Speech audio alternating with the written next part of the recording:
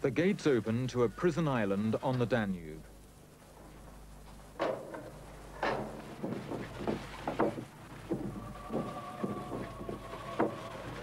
Last month, hundreds of former political prisoners from all over Bulgaria journeyed to the prison camp.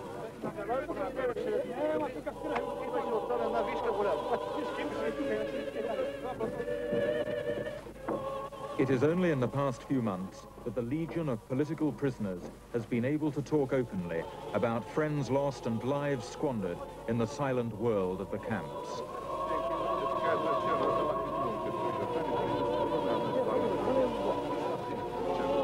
They came here to Beleni because, like so many people in Eastern Europe, they want the question of communist crimes to be addressed. Today we are revealing the truth. All these people have been unfairly accused and terrorized just because they refused to accept the communists' ludicrous idea of building an imaginary great nation. What the communists actually built was a prison for the whole nation.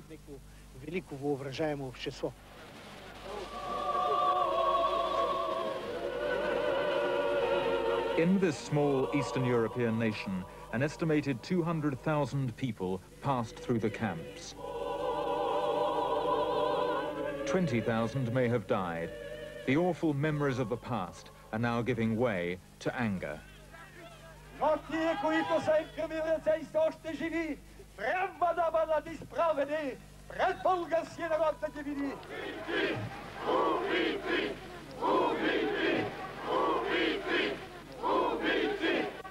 The cry of murderers is a cry for justice.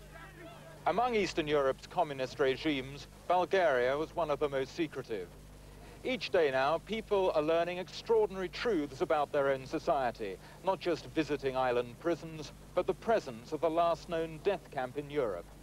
These discoveries are producing new human dramas, prisoners confronting their former guards. But there is a wider dilemma common to all of Eastern Europe.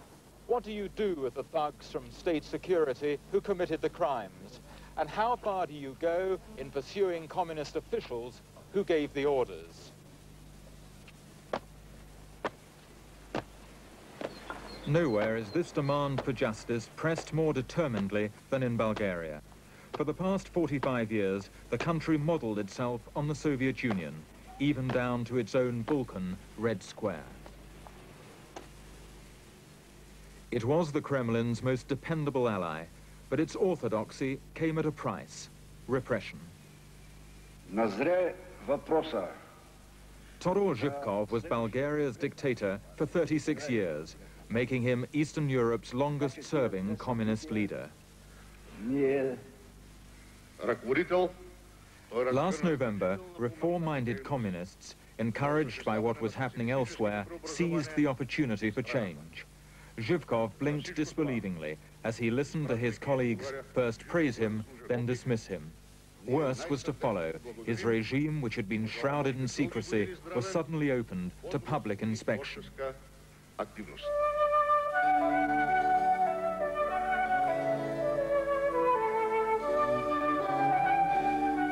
Zhivkov had lived like a communist potentate with over 30 residences. He was a neighbor of President Ceausescu of Romania. Although Zhivkov's ambitions were less grandiose, he and his family lacked for nothing. Gardens, stables, vineyards, and former royal palaces were all his. There were also, incredibly, 34 well-stocked hunting estates. Today, Zhivkov awaits trial. He sits alone for long hours, unaware that he is being watched by a hidden camera in his room. This aging figure presents Bulgaria with a dilemma common to several Eastern European countries. Zhivkov has been spared the fate of Ceausescu, summary execution by firing squad. Instead, he is to be tried for abuse of power under the law. But while Zhivkov's humiliation has proved popular, he was driven to hospital in a prison van, his opponents fear he may still be able to avoid justice. His closest relatives are already indicating what his defense might be. I know of cases where he hadn't been informed about certain things. I suppose that people around him were sometimes afraid to pass information on to him. Maybe because they themselves were guilty or wrong.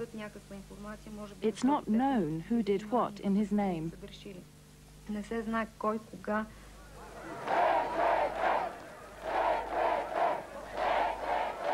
The communists are still in power, but are fighting a bitter election dominated by the crimes of the past. The party has a new name and a new prime minister, Andrei Lukhanov. He is seeking the credit for ending the Zhivkov dictatorship. The people are uncertain and curious about this new model communist party. Its leaders have proved energetic reformers, but they face a quandary.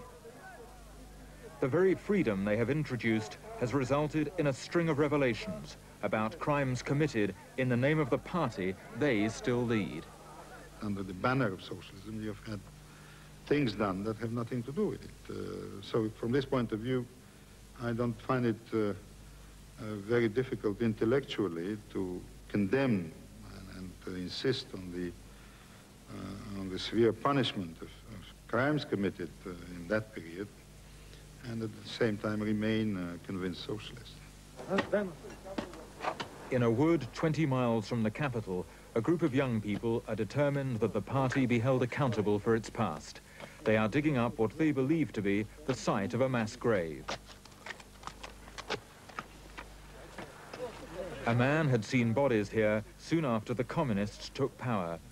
After 3 hours, they discover the first signs of human bones.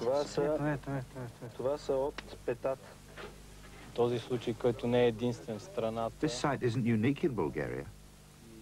The blame and the responsibility for these deeds must be taken by the ruling party and by those who held power. Moral responsibility must be accepted, and if these people are alive, they should be tried and punished. The relatives of those killed are entitled to moral satisfaction. By late afternoon, 8 skeletons had been unearthed.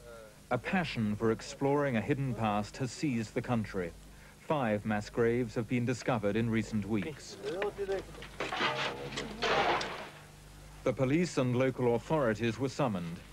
The irony wasn't lost on them. The public prosecutor, a communist official, was having to verify crimes committed by her own party. In this case, the killers probably won't be identified, but there are more recent crimes where those responsible are known.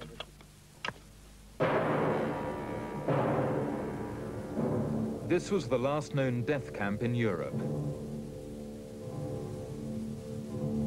Under a mocking slogan, "Use your rest for work," hundreds of ordinary Bulgarians died here because the regime saw them as a threat.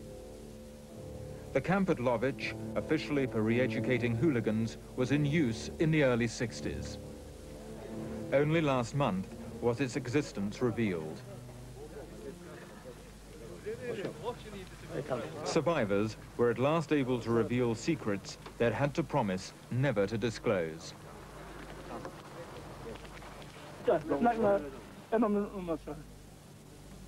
They didn't just pay their respects to those who had died, they began naming the officials who ran the camp, all of whom are still alive. They also began telling their stories. When I came here, you have to believe me, I'm sick. I'm really sick. I don't wanted to see this place, never more in my life. 100 people dead, the way of treating us, the dirty dress, the smell, and so.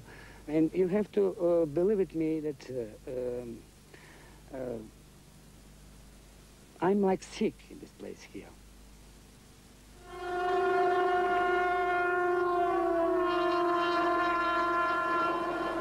The prisoners arrived by train. Many had never received a sentence, but were dispatched here for the most trivial of reasons.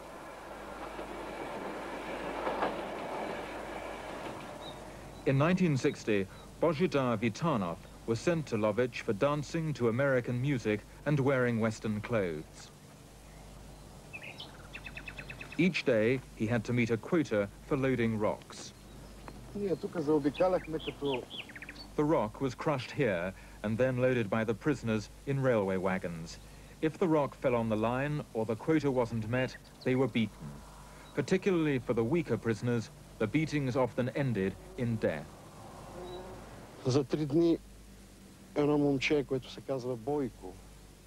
A lad called Boyko died after being here just 3 days. He was from Sofia and was sent here because he spoke foreign languages. I was in the group that did the loading. At lunchtime, they told us to load the train. Before I left, Boyko was okay, but when I returned, he was lying on the ground by a stone. We were told not to go near him. At first, I thought he was ill because he was new, but it was only later, when he was carried away, that we realized he was dead. Above the main quarry where the men worked was a women's camp. Their main task was clearing the topsoil above the rock. Several women committed suicide by throwing themselves down the rock face. Nadia Duncan remembers their deaths. She had been sent to Lovich for involvement in cultural work deemed inappropriate for a socialist state. For her, camp life was a regime of beatings. We had to lift stones as heavy as 30, 40, even 60 kilos, and load them into lorries for building work. It was very hard work.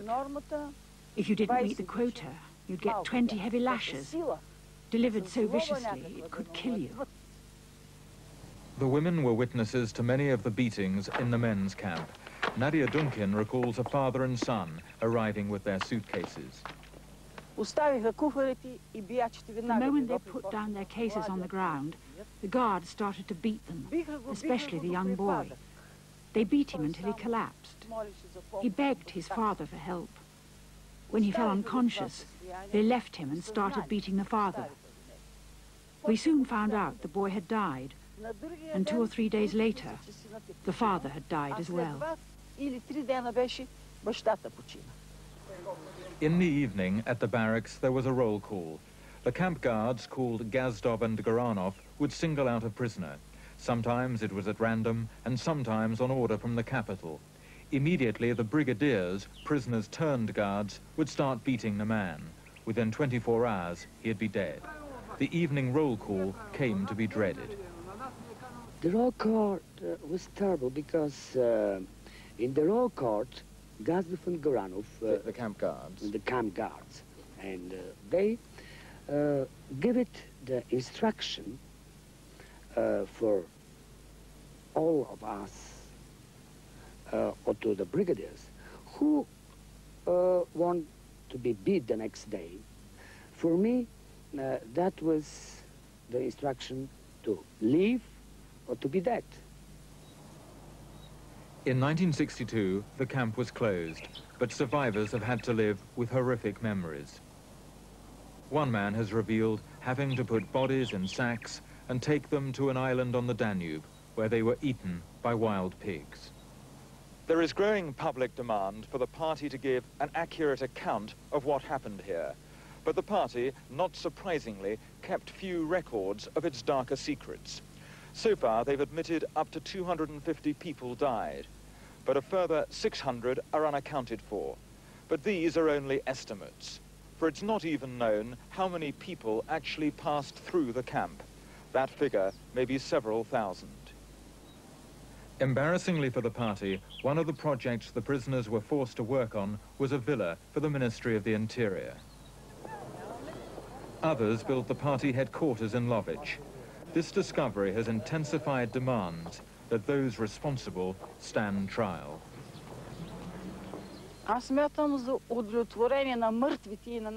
They must be tried, for the sake of those who died, and those who survived, and all those who shared our suffering.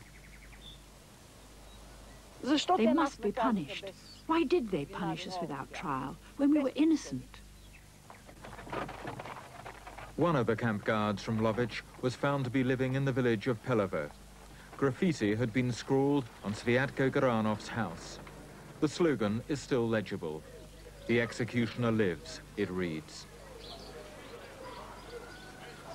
Bricks had been thrown through the windows, and the neighbours, whatever their previous loyalties, had turned against him. I think that Mr. Goranov should be driven out of the village. Should he be tried? Yes, he must be tried. We went to the house and asked to see Zviatko Goranov. Добър ден. Добър ден. Това е телевизията на BBC. His relatives were reluctant to receive visitors. Eventually, we were taken to a room to meet Mr. Goranov, who didn't wish to be filmed. The curtains were drawn to prevent glass flying into the room. He read us a statement denying he had ever ordered beatings or killings. In those days, he said, we guards were in favor, and now they're trying to blame us, the people who carried out the orders. He complained that he was now being threatened.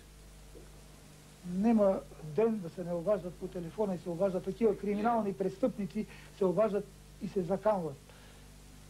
Ще живееш 3 дена, ще живееш 2 дена, ще живееш 1 ден, облечи си новите дрехи, защото повече няма да са такова. Ще те запалим жив да изгориш.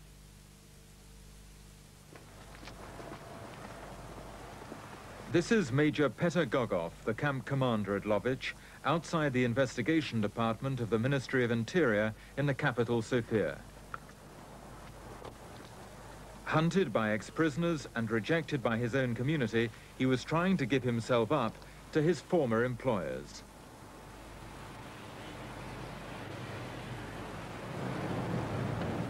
Under pressure, the communist government set up a commission to investigate who was responsible for camps like Lovich. It was chaired by the new Minister of the Interior, a reformer, and attended by former political prisoners. We were invited to witness the interrogation of Major Gogov, the camp commander. He was to deny everything and was most evasive on the question of what his orders had been. Да черпат информация. Какво искаха да правите? Какво искаха да правите? Да работят по 10 часа и по силен труд. И бой? Бой не ми е казал за бой и не може да го кажем аз за бой. А по бой ще имало ли?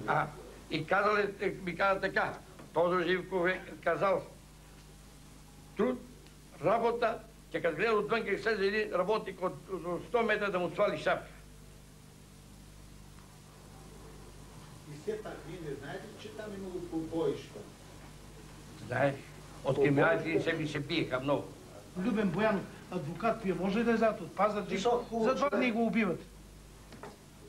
Нямате ли, не мога ли спомня? Слушай сега, имаше и такива случаи. Не да се убиват. Държат ги по участъците, ги държат по, да кажем, по 2-3 месеци и като дойде там и го напече слънце, той пада като круша. 2 days later, the commission was opened to the Bulgarian press. With the camp commander having denied everything, the government was determined that the nation should see it interrogating those who claimed to be acting in the party's name. The most notorious of the camp guards was Nikolai Gazdov, a lieutenant from state security. He admitted there were deaths, but not from beating. Господин Газдов, вие знаете за какво сме ви поканили да дойдете?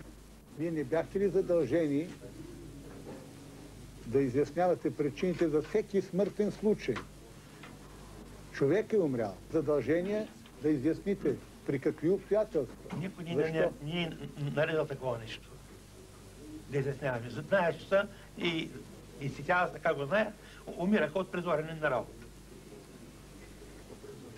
Де го ударило със слънчев удар, де от голям зор, и то работа беше тежка сега, няма. Това от слънчев удар? Не. Пред януари не мога да умре слънчев удар, така ще умре. Така е документацията. Аз не знам така. The commission could not disguise its frustration. As Lieutenant Gazdov prepared to leave, a former prisoner from Lovich entered the room. Аз се казвам Иван Папазов. He pointed at Gazdov and accused him of sanctioning killings. Нека да каже пред кого съм го заплашил. Аз чух. Gazdov, by now clearly frightened, claimed the man had earlier threatened to kill him. It was an ugly moment, and Gazdov was dismissed. A few days later, he was arrested, but has subsequently been released. To the anger of the former prisoners, the prosecutor declared there was not as yet the evidence to hold him. Gazdov, as he did here, continues to claim he doesn't know his accusers. The question of political responsibility for the death camps remains unanswered. When the President and the Prime Minister, both communists, visited Lovech, they were met by protesters. One of their banners read, "We don't want monuments from murderers." It was a slur on two men committed to reform, but many people are angry at what they see as the opportunism of communists unveiling a monument to a camp the party set up. The party has expressed sorrow over the camps, but it has not apologized. It did not go unnoticed that the plaque was unsigned. If the occasion was intended as an act of repentance, then it failed to convince. Isn't there something rather cynical about you visiting Lovech when, after all, it was your party which sent people to the camp there? Well, I would not consider myself to be part of that party or that body in the party, which was actually a structure, not a political structure, but a terror structure established to maintain a regime which has, for me, nothing to do with the real objectives and real ideals of the party. Look, they're just hoping to conceal their crimes. That's simply impossible. And in this particular instance, they're trying to distance themselves from the few individuals who are directly involved in these hideous crimes, and so give the impression that they're not connected to the party. That's not possible. It's the party as a whole, as an ideological and political movement, that's responsible for these bloody crimes. The party does not accept such a judgment. At party headquarters, the crimes are firmly blamed on Todor Zhivkov. But some fear that if he's made the scapegoat for the communist period, then there may be no justice at all, for convicting Zhivkov may prove difficult.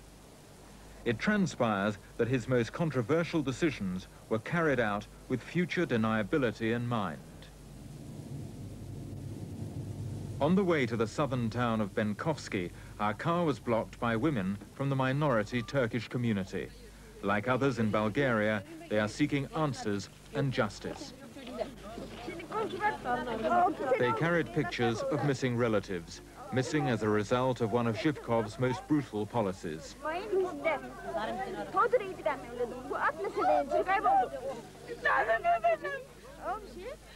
5 years ago, Zhivkov had insisted they exchange their Muslim names for Bulgarian ones. After protests, some people disappeared.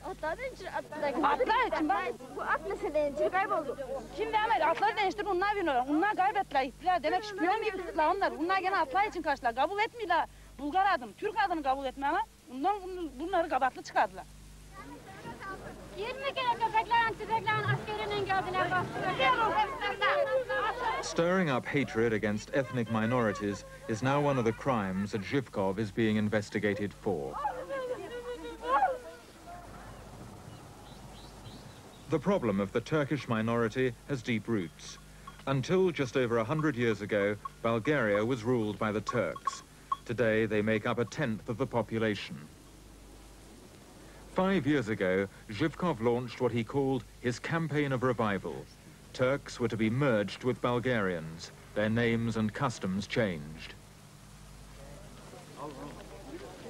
In the towns and villages, there was resistance. Over 100 people were killed and many others injured. I was wounded in 1984.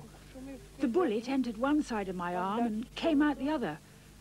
I was near a tobacco drying shed. I lost consciousness. After that, my fingers stayed clenched in this position. For 4 years, I was so afraid I couldn't even go to a doctor. Recently, Bulgarians have been able to see censored footage of what Zhivkov's revival campaign led to.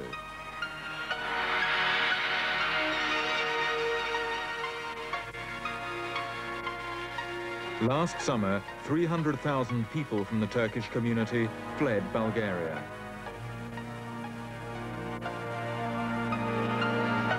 Demonstrations in May had been violently suppressed and beatings had become common. A fear seized Turkish villages that they were no longer safe. They packed their possessions, closed their homes, and headed for Turkey.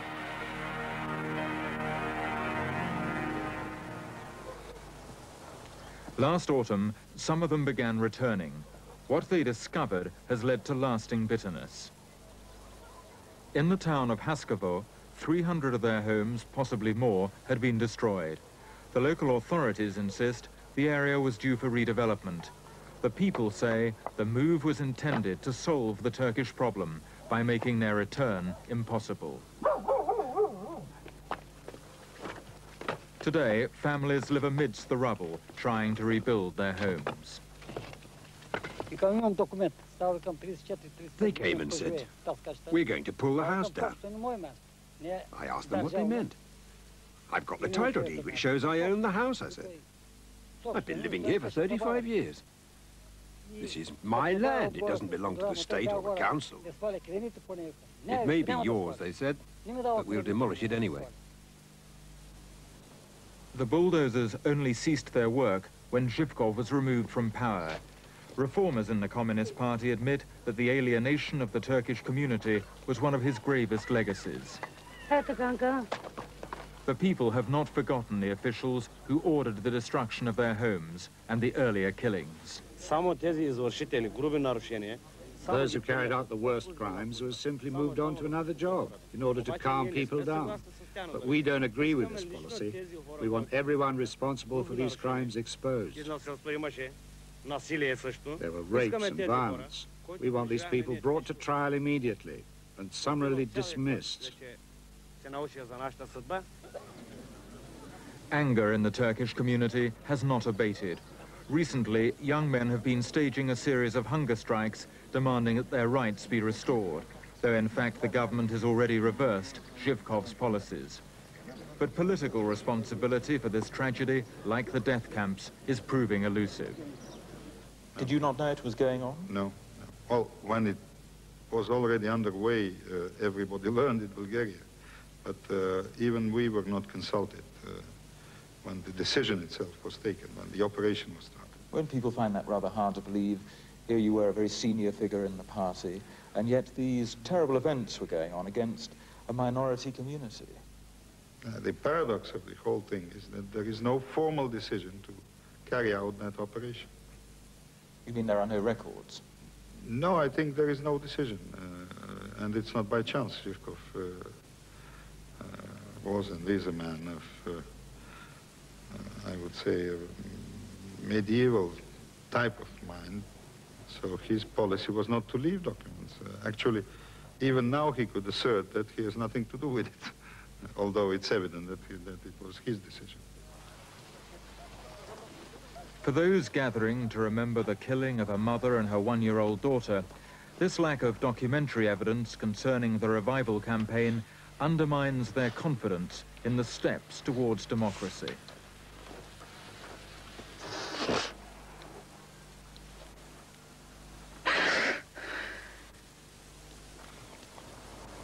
They argue that one test of the government's sincerity is justice for the past. While they accept no records were kept, they claim to know the names of senior party officials who were involved. Yes, we have factual evidence about how the revival campaign was begun from the very top. President Todor Zhivkov led a small group including people such as Stoyan Mikhailov, Dmitry Stoyanov, and Georgy Atanasov, the former prime minister. These were, so to speak, the main activists, and they were among the most powerful people in the country. In search of former party officials, we went to the exclusive Central Committee clinic in the spa town of Svilengrad. We had been told that Dimitar Stoyanov, the former interior minister, was staying there. He was said to have been one of the architects of the Turkish revival campaign. Good morning, we're from BBC. Is it possible to see the former interior minister, Dimitar Stoyanov? The minister, we were informed, was not there, but we should try a rest house across the town reserved for the Ministry of the Interior. The state security officials staying at the party rest house were initially suspicious. They said the former minister was probably at the State Council clinic in the hills. The State Council clinic was, in fact, closed for reconstruction and empty of party guests. Yeah, we're looking for the former interior minister, Dimitar Stoyanov. Has he ever stayed here? In the labyrinth of party sanatoria, the suspects are as difficult to track down as the evidence of their crimes. To what extent was this system, do you believe, designed with deniability in mind? It's hard for me to say, but because of the difficulties we've had in investigating this campaign of inciting racial hatred, I can certainly see evidence of the potential to cover the tracks in case one day the source of this policy were to be investigated.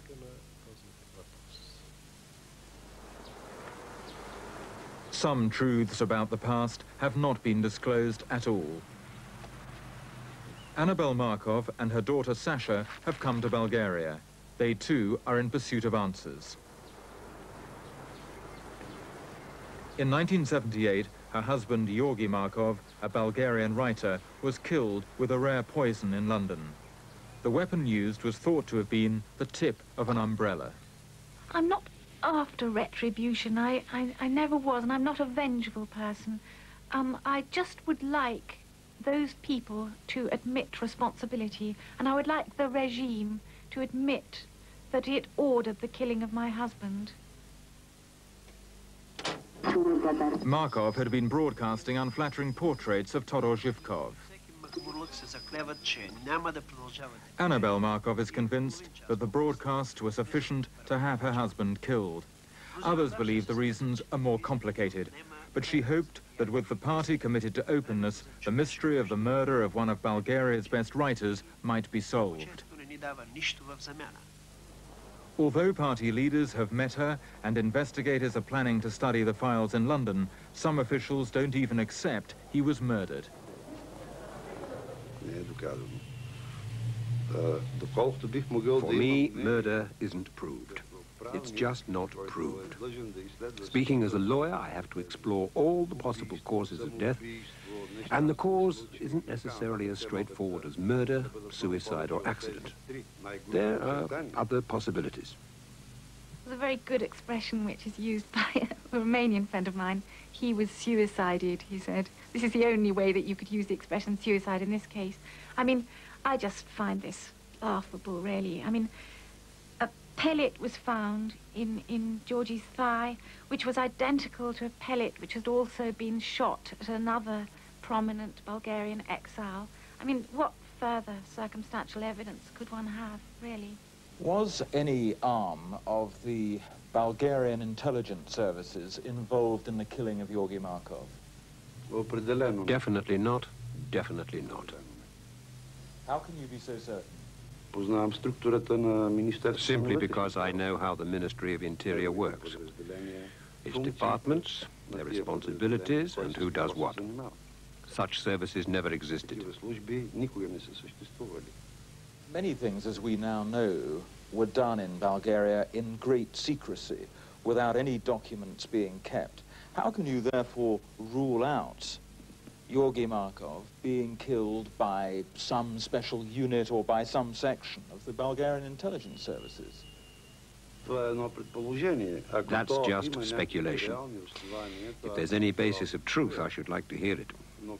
I still say that in the structure of the Ministry of the Interior, no such services existed. The disclaimer by the ministry is treated skeptically in Bulgaria, although senior ministers seem sincere in wanting to solve the Markov case. They are anxious to open the doors of the ministry to show that the offices of the notorious 6th Department, responsible for dealing with dissidents, are empty. They also claim 4,000 agents have been laid off, but the opposition laughs at the suggestion that the secret police has been disbanded. Nobody believes it. It's all a case of restructuring, a transfer from one department to another. The Department of Ideology has been transformed into a Department of Patriotism. It's all just a change of name. The same employees still work there, and they still have their instructions for action in any given situation.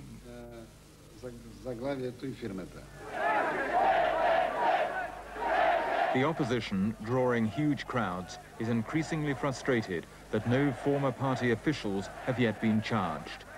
Their hopes rest on the election. After the elections, we're not going to start a witch hunt or try and condemn everybody just because they happen to have been communist. But we shall certainly apply the law, and anyone responsible for a particular crime will have to answer for it. We need national peace. We should try to achieve it. We should be very clear about the guilt of everybody, both moral and concrete. But at the same time, we should be very clear about our general, all-national desire to make peace with ourselves. The easiest way of burying the past would be for Zhivkov and his closest aides to accept responsibility for the worst crimes in exchange for a nominal sentence. The trouble is that Zhivkov doesn't believe they'll dare bring him to trial. When I visit him, we're not allowed to say anything about the case. But he thinks the present ruling circles are afraid of him. And I rather think he's right. When Todor Zhivkov says that he thinks that many of the people who are making accusations against him actually are afraid of him, what does he mean by that? He means they are afraid that he knows too much about them. He was head of state for a long time and knows everything about everyone. Maybe some people are anxious about what he might reveal.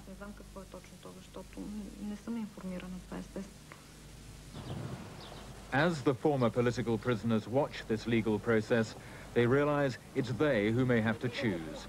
Either they relentlessly pursue the guilty at a risk of creating new conflicts, or they settle for something less, in the interest of national reconciliation. Затова ще ги оставиме, нека си живеят и нека си гледат да виждат позора, в който българският народ ги е заставил да живеят, но да виждат това, което са вършили и ако имат съвест, да умрят с тая грижение на съвестта си.